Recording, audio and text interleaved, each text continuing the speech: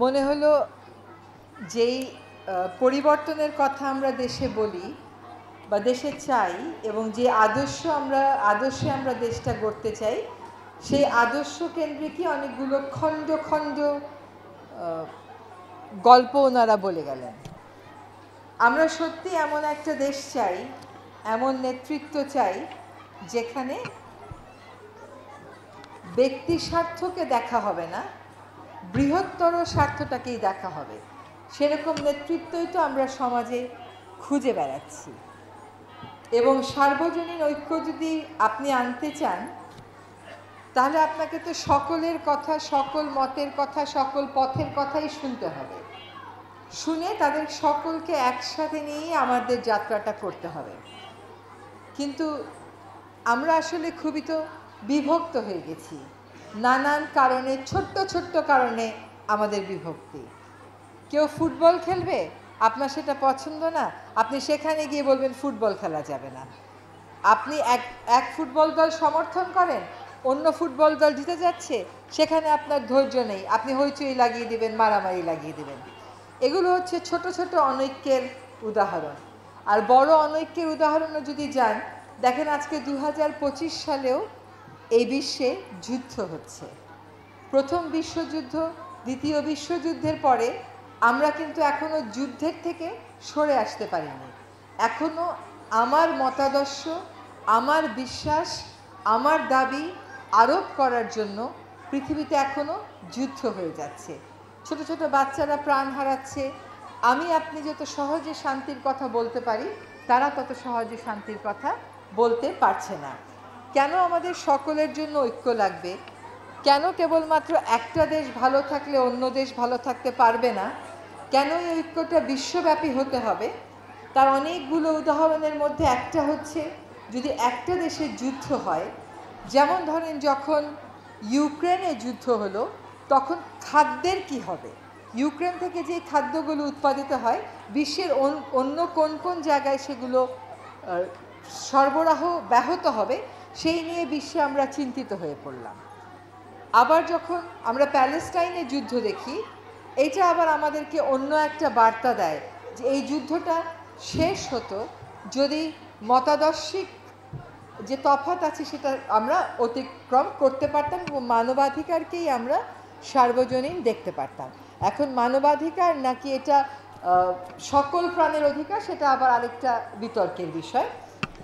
তো আবার ঐক্যের কথা বলেন, যখন পৃথিবীতে করোনা আসলো, যখন করোনার মতো মহামারী আসলো, তখন কিন্তু বিশ্বের জনগোষ্ঠী আবার এক হয়ে গেল। তারা দেখলো যে এই বিষয়টা মানুষের জন্য, গোটা পৃথিবীর মানুষের জন্য একটা হুমকি স্বরূপ, মানব সভ্যতার জন্য, মানব অস্তিত্বের জন্য হুমকি স্বরূপ। তখন কিন্তু তারা ঐক্যবদ্ধ হয়ে করোনার মতন একটা মহামারীকে আমরা প্রায় 3 বছরের মধ্যে একটা নিয়ন্ত্রণে আনতে পেরেছি। এখান থেকেই প্রমাণিত হয় যে আমরা যদি ঐক্যবদ্ধ থাকি আর পৃথিবীর কল্যাণে আর মানুষের কল্যাণে কাজ করি, তাহলে কিন্তু অনেক বড় চ্যালেঞ্জকে আমরা মোকাবেলা করতে পারবো।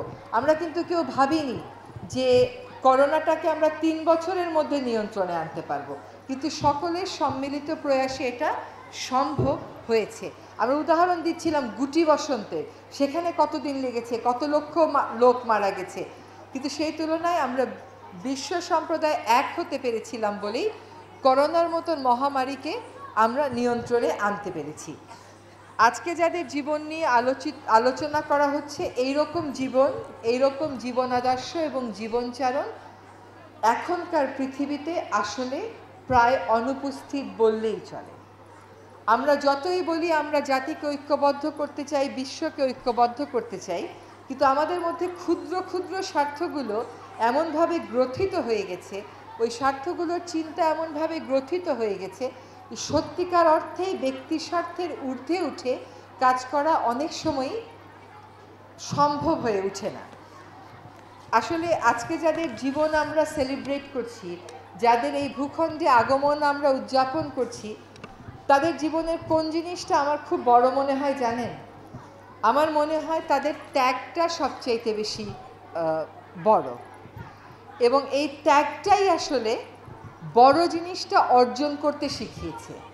আমরা বড় কিছু অর্জন করতে গেলে খালি যা পাই তাই ধরে ধরে আমাদের নিজের থলিতে ভরি, কিন্তু আসলে বড় কিছু করতে গেলে বা বড় কিছু হতে গেলে আসলে যা আছে তার থেকে দিতে থাকতে হয় বলেই আমার ধারণা। অন্তত ওনাদের জীবনের যে গল্পগুলো শুনলাম, যে গল্পগুলোর সাথে অল্প বিস্তর আমরাও পরিচিত, সেখানে আমরা দেখেছি যে যত বেশি আমি নিজের জন্য চিন্তা করব তত বেশি আমি বড় হব, এটা ঠিক কথা না।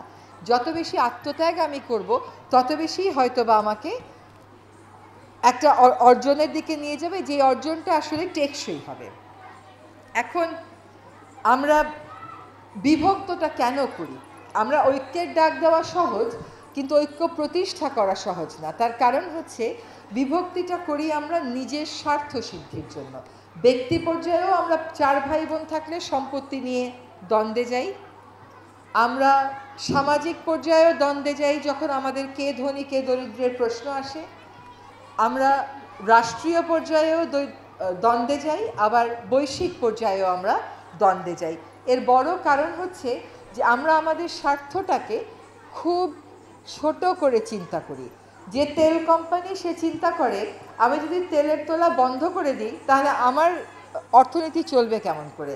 আর আমরা যারা পরিবেশ করি আমরা চিন্তা করি তুমি যদি সারাদিন তেল তোলো তাহলে আমি জলবায়ু পরিবর্তন ঠেকাবো কেমন করে।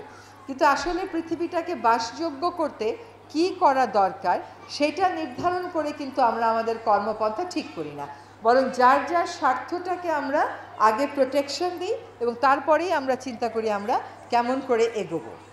আমরা এমন একটা সময়ে দাঁড়িয়ে আছি যখন আমরা জুলাই এবং অগস্টে বৈষম্যের বিরুদ্ধে বাংলাদেশে একটা রক্তক্ষয়ী সংগ্রাম দেখলাম। এবং এই যে ঐক্যের কথা আমরা বলি, আসলে সমাজে বৈষম্য জিয়ে রেখে তো আপনি ঐক্যের ডাকটা দিতে পারবেন না। আপনাকে সত্যিকার অর্থেই প্রত্যেকটা জায়গা থেকে বৈষম্য সরাতে হবে এবং তারপরেই আপনি ন্যায় বিচার আর ঐক্যের কথা বলতে পারবেন। এখন আগে আপনি বৈষম্য সরাবেন নাকি আগে ঐক্যের কথা বলবেন? আমি তো মনে করি গোলটা আগে ঠিক করে নেওয়া দরকার যে আমি ঐক্যটাতে যাব এবং ওই ঐক্যে যেতে হলে, ন্যায় বিচারে যেতে হলে আমাকে কোন কোন জিনিস সরাতে হবে।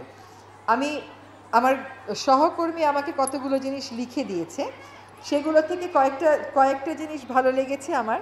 যেমন আমাদের এখনকার লড়াইটা কিসের বলেন? আমাদের এখনকার লড়াইটা, সংগ্রামটা, যাত্রাটা হচ্ছে গণতন্ত্রের পথে যাত্রা, তাই তো? যে আমরা প্রকৃত গণতন্ত্র দেশে দেখতে চাই, আমরা সকলের মতামত প্রতিফলন হয় এটা দেখতে চাই, আমি রাষ্ট্র পরিচালনায় আমার ভয়েসটা দেখতে চাই, আমি আমার অংশগ্রহণ চাই। তো এই যে যত মত তত পথ, এটার সাথে ডেমোক্রেসির যে কোর ভ্যালু তার কি কোনো তফাৎ আছে? তা তো কোনো তফাৎ নাই। কিন্তু আমরা তো আসলে যত মত থাকবে না, মত একটাই থাকবে।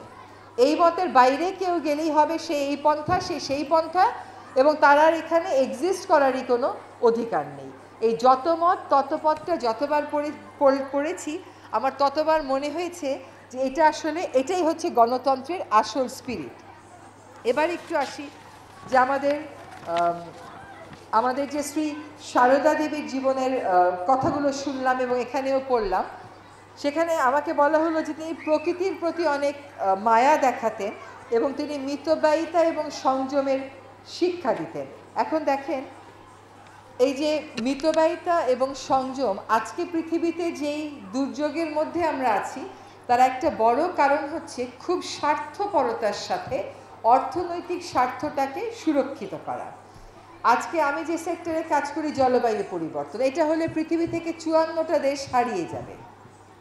এটা হলে আমার বাংলাদেশের 1/3 চলে যাবে সমুদ্রগর্ভে, আমরা 2/3 নিয়ে বাংলাদেশ থাকবে এবং বাংলাদেশের মানচিত্র আমাদেরকে ভিন্ন করে আঁকতে হবে। তো জলবায়ু পরিবর্তন আপনি তখনই মোকাবেলা করতে পারবেন যখন আপনি আসলে জীবনচালনে সংযমী হবেন।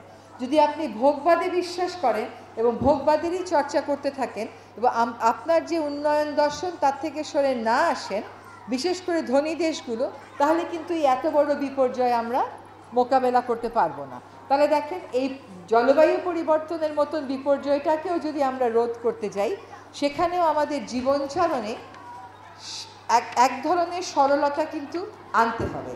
সম্পত্তি কুক্ষিগত করা, সম্পদ কুক্ষিগত করা, ভোগবাদী জীবন যদি আমরা বিলিয়ে দিই তাহলে সেখানে আমরা কোনোভাবেই পৃথিবীকে একটা সুন্দর পৃথিবী, নিরাপদ পৃথিবী হিসেবে রেখে যেতে পারবো না। এখানে জলবায়ু পরিবর্তনের মতন বিপর্যয় নিয়ে আমাদেরকে চলতে হবে। এবার যদি আমরা যাই যে জীবে প্রেম করে যেজন সেজন সেবিছে ঈশ্বর। দেখেন, কোনো ধর্ম তার অনুসারীদেরকে খারাপ কোনো কথা শেখায় না। আপনি বলেন তো কোন ধর্মগ্রন্থে আপনি পড়েছেন যে মিথ্যা কথা বলা যাবে, অসুবিধা নেই? আপনি এরকম পড়েন নাই। আপনি বলেন কোন ধর্মগ্রন্থে আপনি পড়েছেন হিংসা করা যাবে, অসুবিধা নেই। আপনি বলেন তো কোন ধর্মগ্রন্থে আপনি পড়েছেন যে তোমার মতের সাথে না মিললেই তুমি হত্যা করে ফেলতে পারবে? বরং উল্টো কথা বলা আছে যে যুক্তিসঙ্গত কারণ ছাড়া কোনো মানুষের প্রতি কোনো হিংসাত্মক আচরণ করা যাবে না। কোথায় বলা আছে যা আছে পেটে সব তুমিই খাও, তোমার পাশের অভুক্ত মানুষকে দিও না? এটা কিন্তু কোথাও বলা নেই।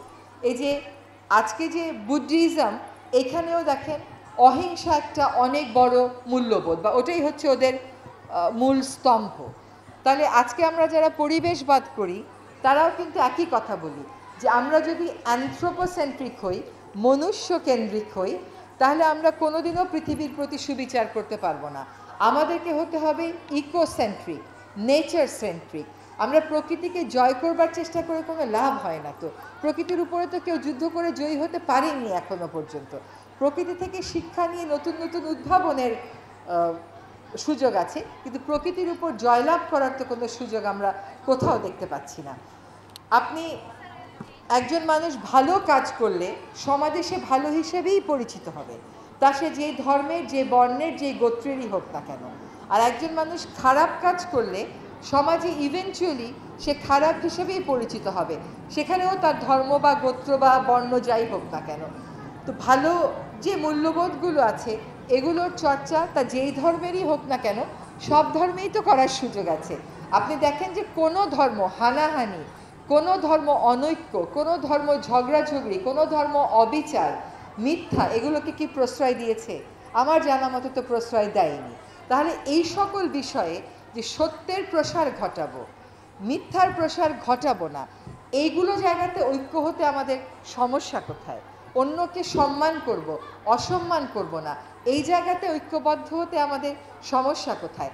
কতগুলো বিষয়ে জাতি হিসাবেও কিন্তু আমরা ঐক্যবদ্ধ হতে পারি না আসলে। সেখানেও আমাদের সংকীর্ণ ব্যক্তিগত সংকীর্ণতা, দলীয় সংকীর্ণতা, অর্থনৈতিক স্বার্থ সব কিছুই চলে আসে। আমরা এত বছরে ওই জিনিসগুলো তো ওইভাবে করে চর্চা করিনি।